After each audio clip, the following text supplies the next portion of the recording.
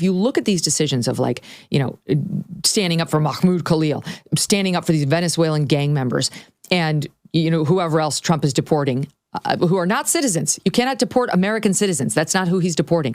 Whether they've calculated in any of the political blowback. And before you answer that, just let me play this up from Caroline Leavitt yesterday, describing some of who's going and being booted out on these flights. They led a multi-state sex trafficking operation involving smuggling women into the United States, holding them in stash houses in Louisiana, Florida, New Jersey, Texas, and Virginia, and forcing them into prostitution.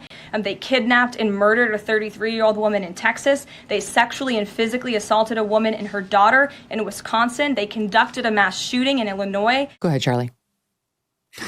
It's just, is that all, Caroline? Is there anything else you'd like to add? I mean, at some point you have to understand the political calculus of the Democrats is so short-sighted. I wish that they would allow just very basic national security operations that involve the worst of the worst. And yes, look, Tren de Aragua and their affiliated groups are a foreign occupation on American soil. We've seen it in communities all across the country.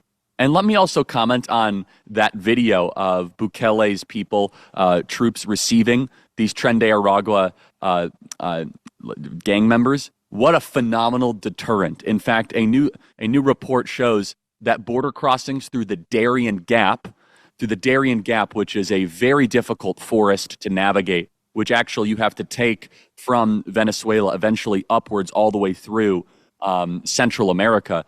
The Darien Gap border crossings are down like 95 to 98% approximation, meaning that all of a sudden, not a lot of people want to go from Venezuela all the way up to America. And yes, of course, the communist regime of Venezuela has been proven multiple times through congressional reports and congressional testimony and intelligence reports. Maduro has opened up his prisons and sent the worst of Venezuela to America because it was open season. We were a littering ground for the third world. In fact, crime was down dramatically in Venezuela during the 4 years of Joe Biden. While crime went up in America, crime in Venezuela went dramatically down. And so we have to look at this through an eyes of deterrent and precedent.